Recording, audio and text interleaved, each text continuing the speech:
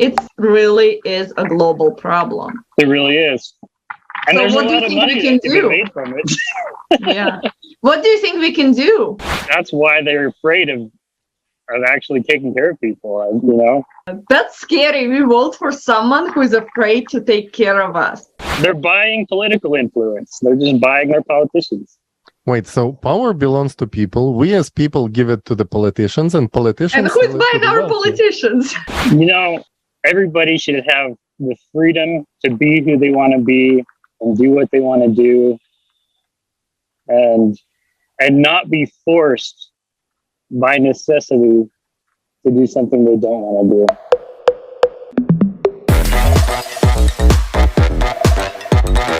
Hey, what's up, everybody? Welcome to the Creative Society TikTok show. Today I have my beautiful co-host Olga with me. Hello. Yeah, and today we have a very special guest all the way from Utah, Salt Lake City, Jaron. Hello, everybody. Good to see you. How's it Jaron, going? tell us your location. Where are you? I'm at the International Peace Gardens right now in Salt Lake City, Utah. That's really awesome. nice. It's beautiful. Yes. And tell us more about your background. What do you do? I do a lot of different jobs. I don't really take pride in my work right now, but I just do like normal I'm like everyday normal, working American. working American. That's right. Just I've done a lot of different jobs. Just regular bottom of the totem pole jobs. That's me for now. We call it middle class hero. You don't say that way. You're the person that America stands should be stand for, but stands on the shoulders of heroes like yourself. Right. So Yeah. today we have a set of some TikTok videos which recently got some pretty decent amount of views across different platforms, and we would like to watch them all together with you. For you, it might be the first time you're going to be watching them, or if you have seen them before, in case, just let us know and tell us what you think about it and what are your thoughts. And we want to, the ones you're gonna be watching for the first time, we want to see your reaction to, like, are those facts shocking to you, or what do you think? Like, did you know that this happened in here, this happened in there, and sometimes even in different states, sometimes maybe even in your own state? Yeah, and before we start on the first one, Jaron, tell us about how did you find out about the Project Creative Society? How did you get involved? Like, tell us like a little bit of the story there. You know, before I was involved with the Creative Society, I was involved with another group called the Humanity Party, and from there, we weren't having a lot of luck really influencing society. So I branched out, and I just started trying to influence people wherever I could. I moved to like the People's Party, which is a progressive political party that's trying to get going in America. And I tried to just influence them around they had a political economics circle of people that would just chat about economics. And so I was on that little circle, just chatting it up with those people. And then sometime during this, I found Carolina Streamwild in one of Andrew Yang's Facebook groups.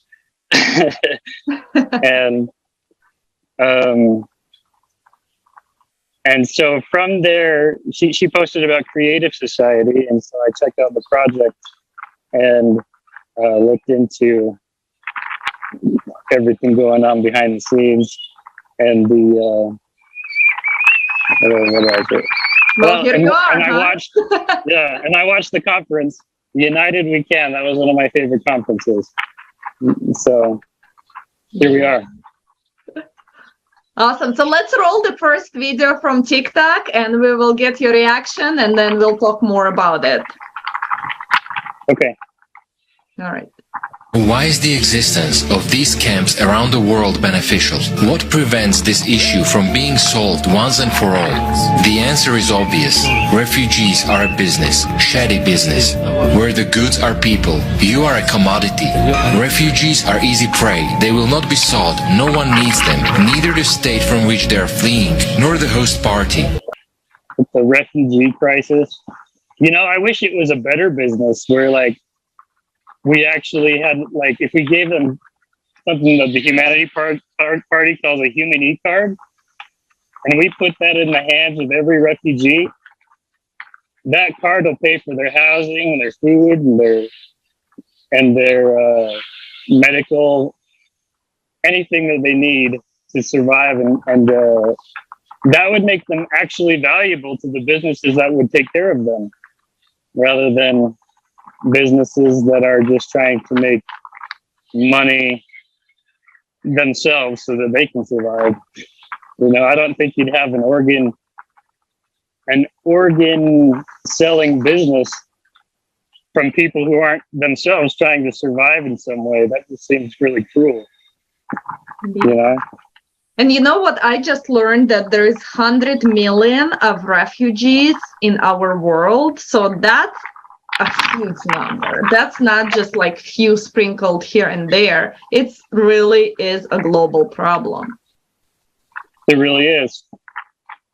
And so there's what a do you lot of think money we can that can be do? made from it. Yeah. What do you think we can do? It's as at the level of governments can solve that problem if they would decide to fund the monetary resources to pay for helping those people. And that's, you know, like in America, we've got Section 8 housing and food stamps and these social programs that help some people, although they're a little bit restricted, rather than the way they should be, which is available to everyone. But if we made those kinds of programs available to everyone on planet Earth, and we just said, we're going to fund it 100% of anything you need, then the businesses can come and take the business of the people who need that, anything that, whatever they need provided for them. They can go and they can swipe a card at Walmart and get the food they need. Or we could even have a program. This is one of my favorite ideas for a program. We can have all-you-can-eat buffets all over the world. You go. Oh my God! Sign me up! I want that. You go into an all-you-can-eat buffet once a day, $15 a day. You swipe your card at that buffet, and you can eat whatever. Especially, you might have nutritional experts trying to make it so that it's actually healthy for the human body, but that's the point. If you're going to eat for free, it should be healthy food. Yeah. Because we need some kind of incentive to eat healthy, right? Right. It's actually a great idea, and we should be setting this kind of goals. Like, you know, when 20 or 30 years ago, they were talking about, oh, we're gonna stop the fridges on frying gas, and we're gonna fight the holes in ozone layer, and then we're gonna suck out all the CO2 out of the atmosphere. I'm like, what are these guys talking about? But now we see so much money going towards those things. So I'm like, instead of sucking some molecules out of the air, maybe we could provide food. Yeah. And maybe real deal. Hey, no more refugees. Let's provide food for everyone, good conditions, livable. Like, let's do that.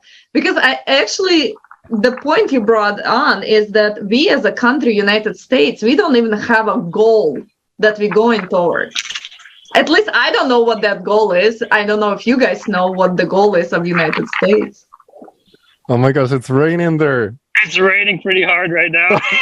Oh, nice. Oh my gosh. Okay, So, Jaron, Khalid, what do you think the goal is of United States?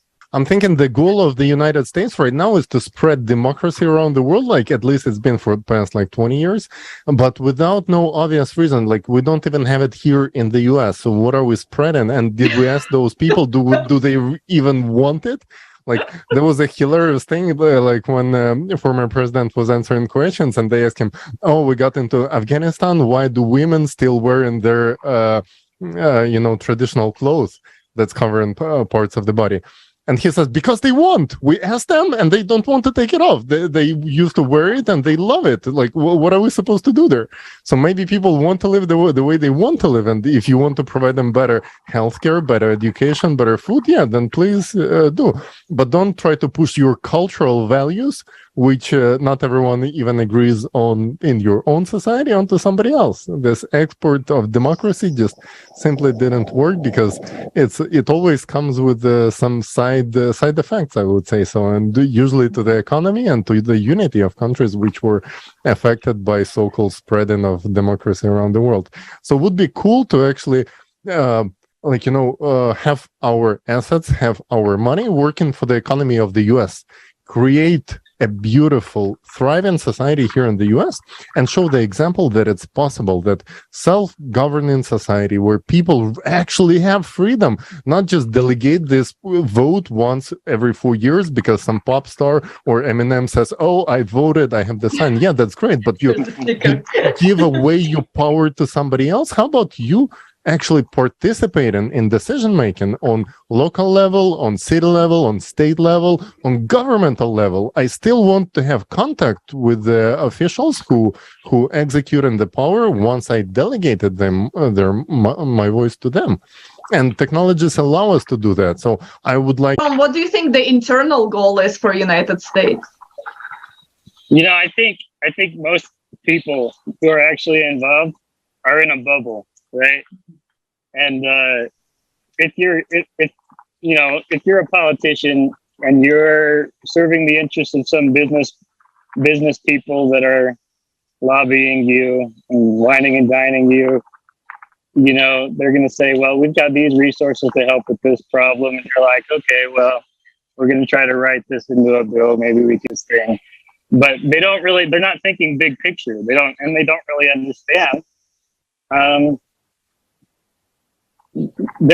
the country, we don't have a goal, right? Like it used to be, we're gonna put man on the moon, and now that goal was complete. So what's the next goal? Like, what are we doing? Are we gonna provide the democracy here so everybody is fed, everyone is happy, everyone has job that they love, and if they choose not to work, they're still taken care of? Like, what's the next goal? Right, and I think what they're worried that if they take care of people, that they're not going to want to do the jobs that they currently have, because they're going to have to increase. They're going to have to make the working conditions better for people to even get them to want to work for them. So that's for sure. And that's why they're afraid of actually taking care of people. Oh God, that's scary. We vote for someone who is afraid to take care of us. Right? That's pretty crazy.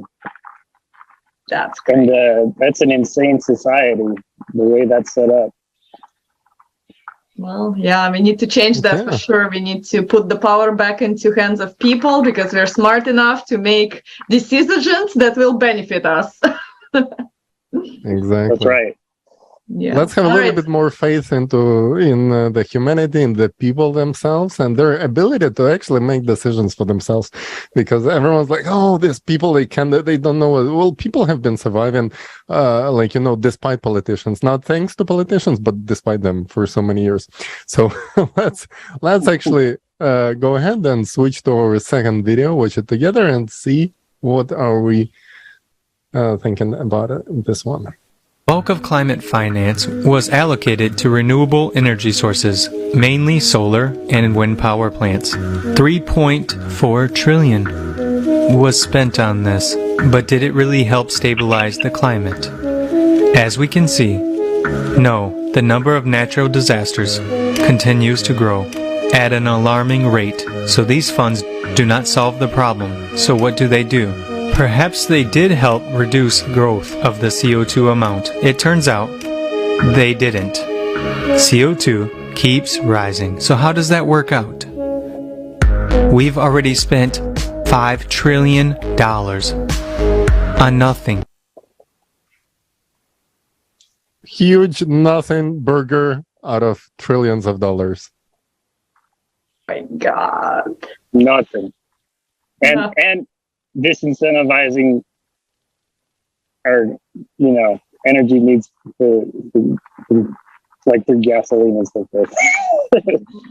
Yeah, you know what's interesting? Yesterday, I talked to my friend, and he's German, and he has his daughter that lives in Germany. He lives here in the United States, and he said that her gas bill to just keep her house nice and warm, or nice and cool, is 1,800 euros. So it's like $2,000 a month. Mhm. And I asked him, how can she afford that? And he said, well, I send her money. I'm like, okay, so you send her money, she can afford it. But what about the rest of Germany? This crisis, the crisis that we're having right now, and there is no answer.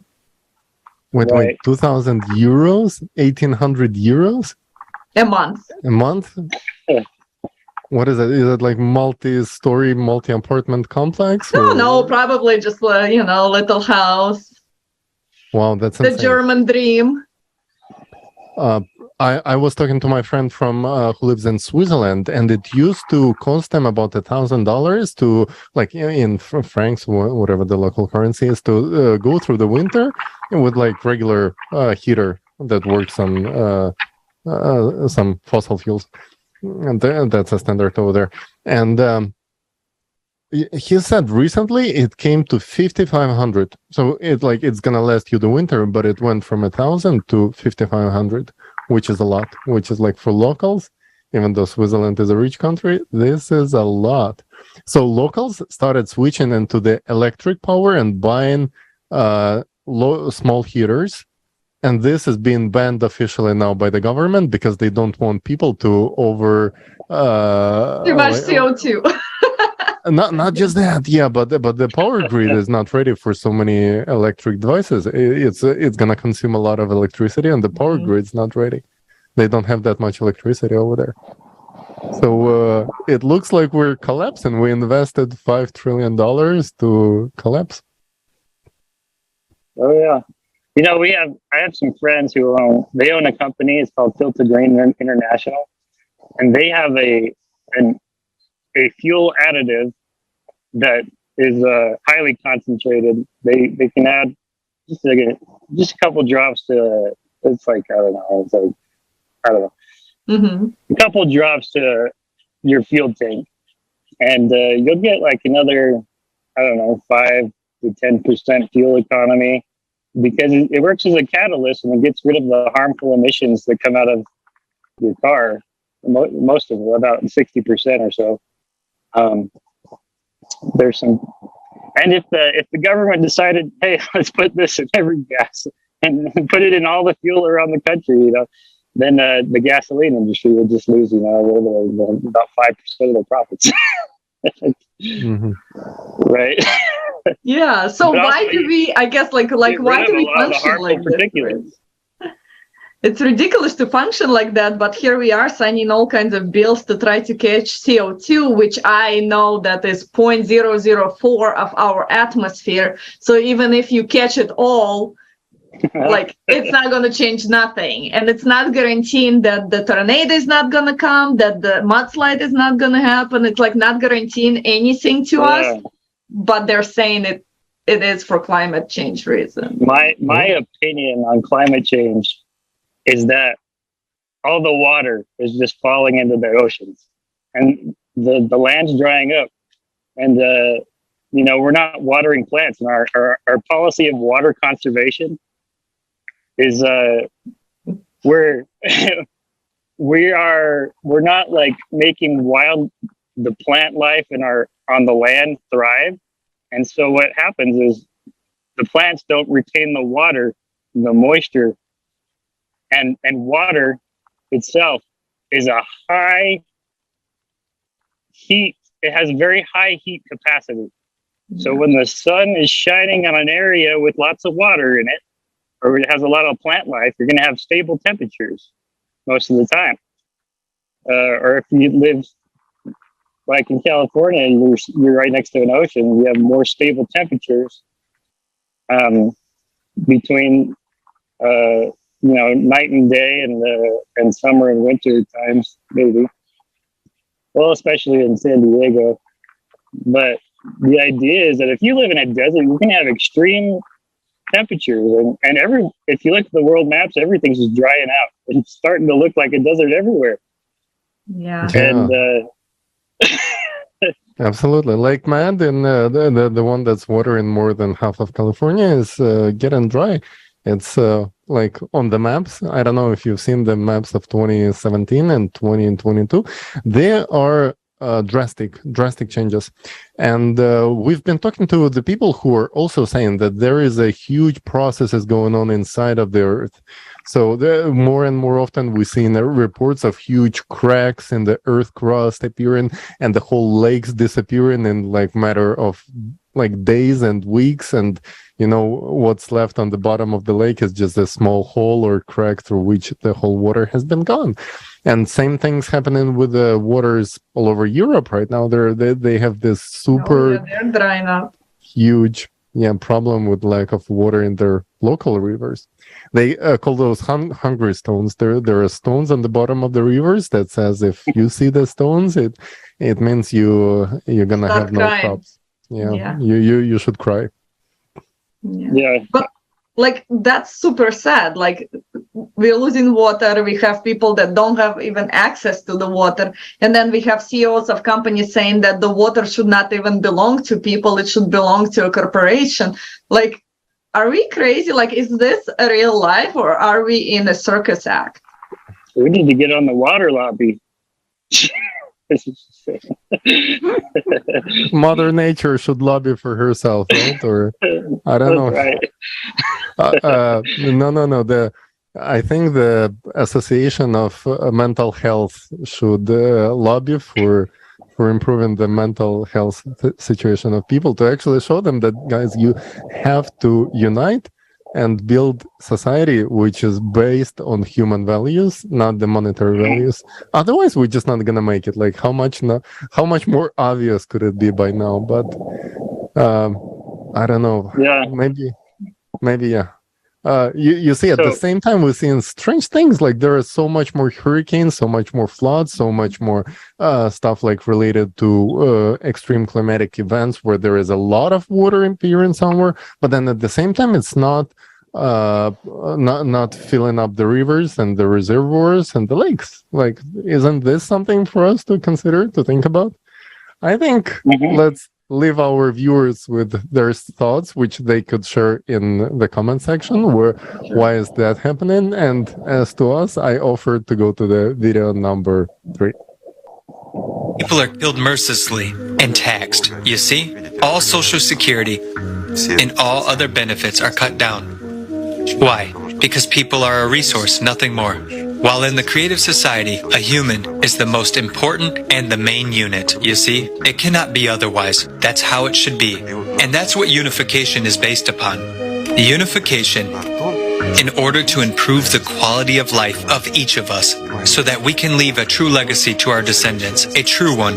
This is freedom. That freedom, which people have always been fighting for. I think it would be great if we didn't have to pay taxes. But maybe, there could be a good reason to have taxes on like no, Jaron, no, there is no good reason. Come on. Give me a second.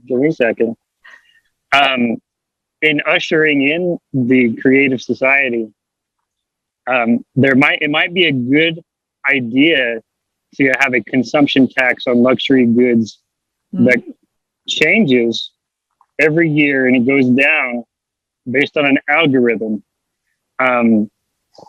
as we spend less public funds on people's basic needs. And what that means is that as more people are being taken care of, we won't need nearly it'll make it more incentivized and more profitable for companies to focus on people's basic needs. And when that's taken care of, then we can cut the taxes out. I like that transition period. Yeah.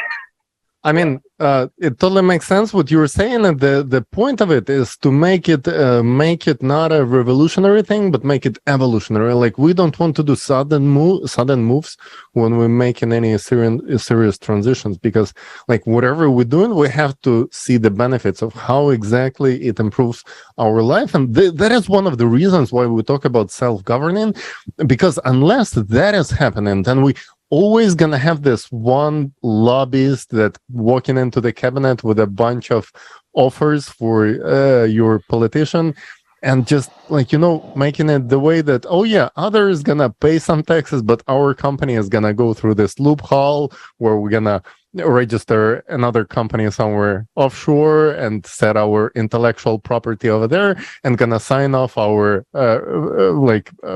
whatever we make in profit as if we would pay it for the intellectual value to that country. And this is what most of the American tech companies are doing. And not only tech, this is the primary reason why everyone is having an office somewhere in Europe, especially Ireland, because it's a huge loophole not to pay taxes here in the US.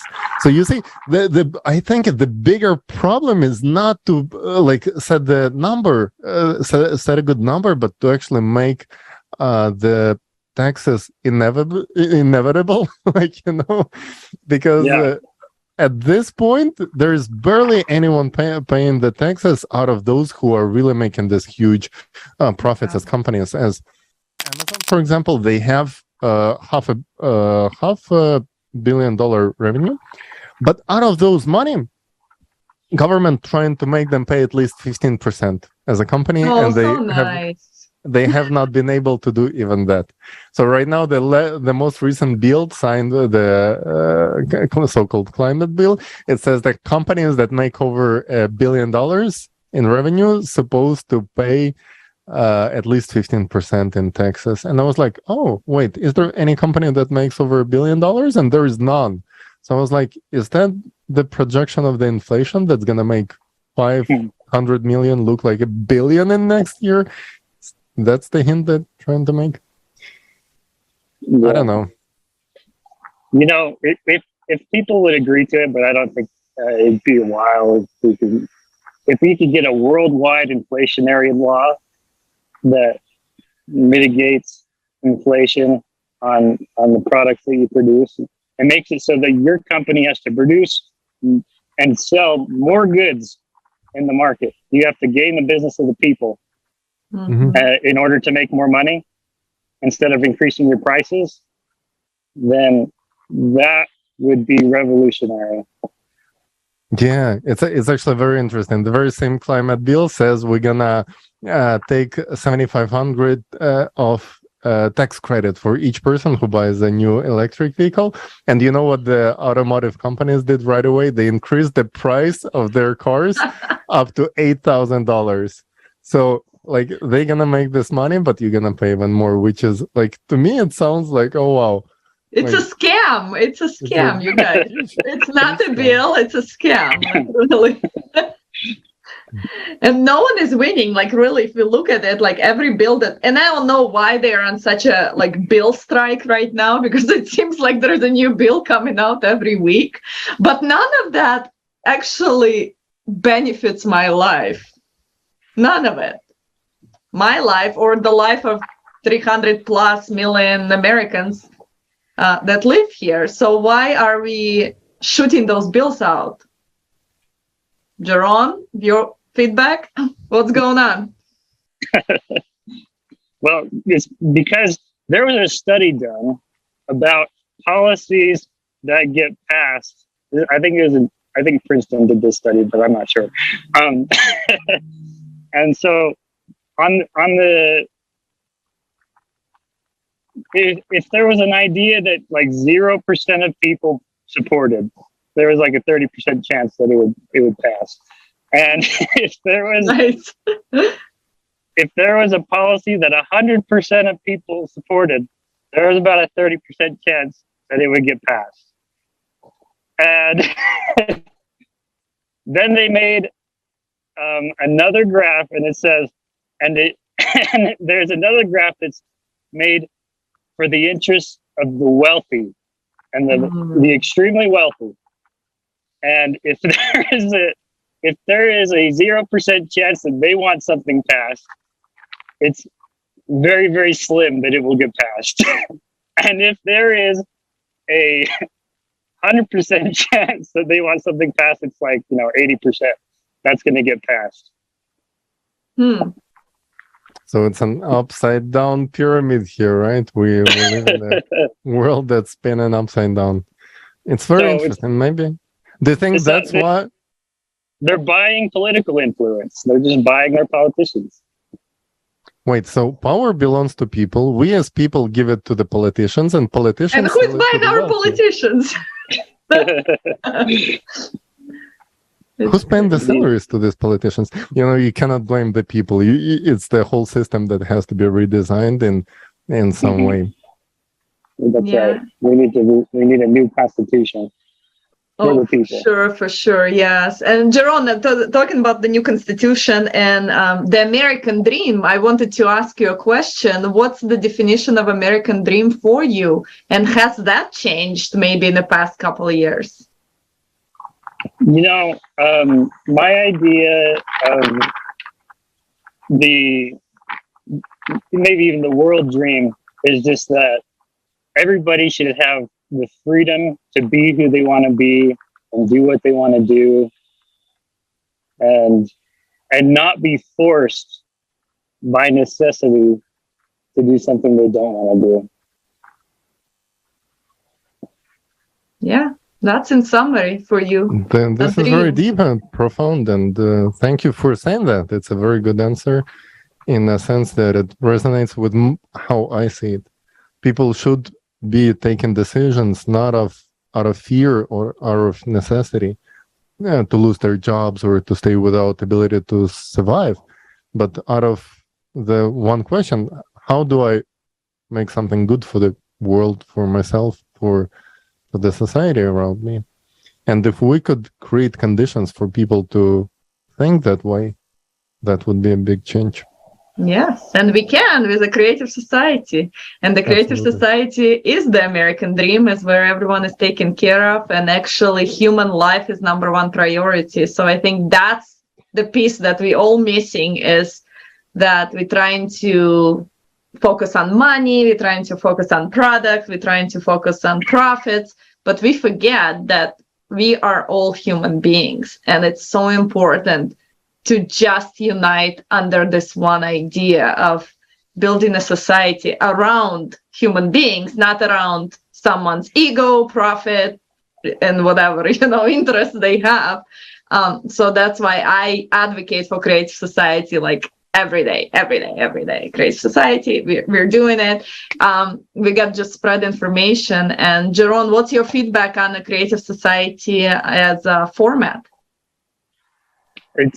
I like where this is going, and I like the culture around this.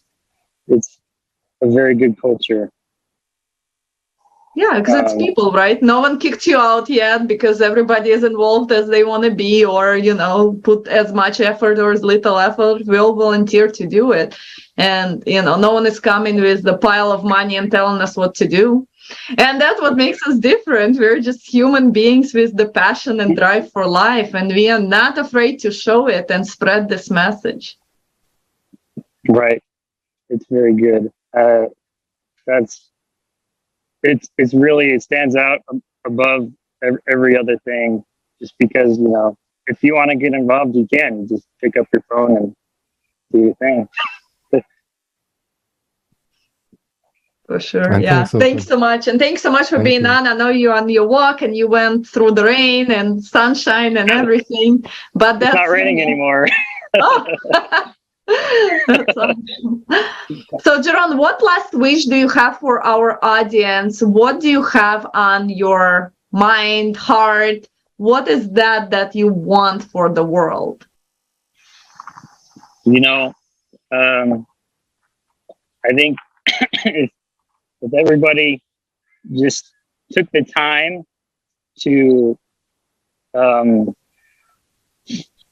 imagine the world that we all want to live in, and we pursued that with all of our hearts and with goodness towards all people, then I think we can do it. For sure. Thank you. Thank you for being with us today. Thank you for sharing your ideas and thoughts, really profound, beautiful thoughts. I hope people are gonna hear your message, and people are gonna love seeing how much honest and how much easier it is to be honest and just live your life as you want with like, switch separation and division for unity. It no brainer. It's so easy. Stop listening to those who trying to separate us and unite as people on universal values, on those things that unite all of us, no matter where you're from, no matter what's the color of your skin, no matter what are your beliefs. There are things that unite all people, and we call those the 8 foundations of the creative society. If you haven't seen those yet, please check them out on our website, creativesociety.com. And if you like those, and if you would like to contribute to creation of the world in which those would be the primary values of our society, please click join us button, and let's maybe even meet you on our future episodes. Yeah. For sure. Visit creativesociety.com to click that button, join us, and you can follow us on social media and come on and be a guest on any of our shows. We do a lot of things like that. We're all volunteers, 180 countries. We're making it happen, and we want everybody who is ready to build a creative society to join us. So join us, guys, and we'll see you next time.